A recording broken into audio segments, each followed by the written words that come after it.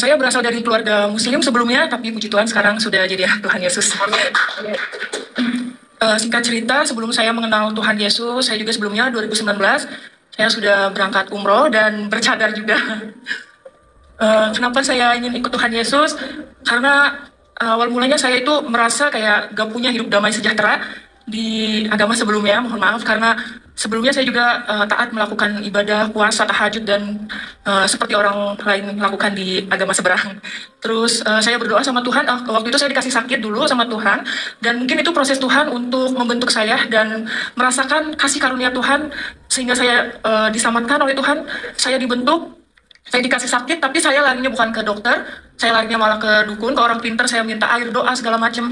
Dan yang anehnya itu, sakit saya itu nggak jelas gitu ya, kayak orang vertigo, tapi Assalamualaikum warahmatullahi wabarakatuh. Masih kembali di channel terbaru saya. Terima kasih kepada teman-teman masih setia menonton, mendukung, menyaksikan konten dari channel ini. Tentunya kita sudah melihat bagaimana cuplikan videonya. Di sini ada yang lagi viral, Susan setelah pulang umroh itu dia murtad, dan dia ini wanita yang bercadar. Katanya sangat taat melaksanakan ibadah di dalam agama Islam. Dia sholat 5 waktu, puasa, sholat tahajud. Tapi ketika dia dikasih sakit, dia ini larinya bukan ke dokter, tapi dia ini larinya ke dukun. Tapi ketika di dukun ini tak kunjung sembuh juga. Makanya kemarin saya katakan, itu sering di channel saya ya, yang baru ataupun yang lama. Kesaksian dari para pertadin ini abal-abal semua. Karena kesaksian mereka cuman karena sakit, nggak sembuh-sembuh, kemudian lari ke dukun, bukan ke dokter. Seharusnya kan diperiksa di dokter, saya ini sakit apa? Jadi jangan sedikit-sedikit membuat kesaksian itu yang justru mempermalukan diri kita sendiri. Jadi kepada teman-teman di sini jangan kemana-mana dulu, kita dengarkan selanjutnya. akhirnya mungkin Tuhan kirim seseorang kepada saya, itu teman, dia orang Katolik, dan dia cerita kayak gini, coba tolong kamu doa yang kamu mengerti, doa orang Kristen. Dari situ saya merasa saya tidak mau agama saya disamakan dengan agama kamu, agama saya, agama saya, agama kamu, agama kamu. Di situ saya marah dan nggak tahu kenapa semenjak pas dari situ saya kepikiran gitu. Oh iya ya, karena kan kalau doa orang agama seberang pasti pakai bahasa Arab dan saya tidak mengerti artinya gitu, cuma doa aja. Nah, dari situ saya iseng buka-buka YouTube lihat kesaksian orang-orang Kristen dan saya penasaran gitu, sehebat inikah Tuhan Yesus?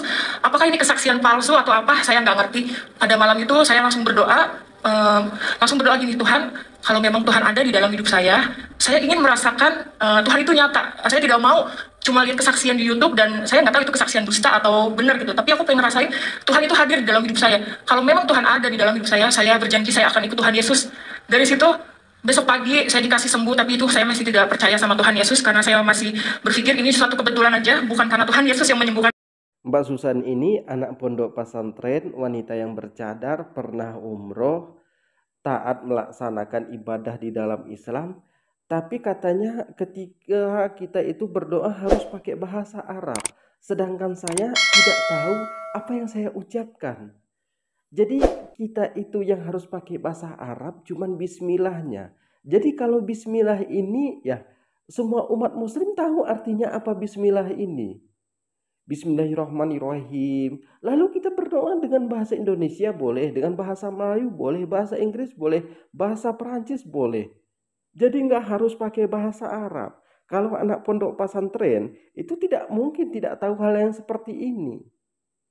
Jadi kalau Mbak ini mengatakan harus pakai bahasa Arab, inilah kesaksian murtad odong-odong. Ini murtad abal-abal.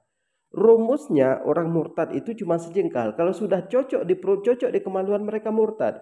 Cuman selanjutnya mereka tinggal mengatur kesaksian kita di gereja nanti apa ya. Jadi kepada teman-teman jangan kemana-mana dulu, kita dengarkan selanjutnya. Saya 2 minggu, 1 minggu, waktu itu 1 minggu saya diberi sehat dan saya ngerasa ada yang menggerakkan hati saya kayak kamu tadi janji kamu tuh sudah disembuhkan sama saya, kamu berjanji akan ikut saya. Dari situ saya penasaran dan saya mencari Tuhan sendiri. Saya cari kontak teman saya yang kebetulan waktu itu saya tinggal di Indramayu. Dan pada saat itu saya mau ke Bandung, saya mencari gereja, ada salah satu kontak teman saya yang dia dari Muslim juga, terus dia pindah ke Kristen. Akhirnya saya nanya, Kak, mohon maaf saya mau tanya kalau ibadah orang Kristen itu seperti apa dan di mana gerejanya.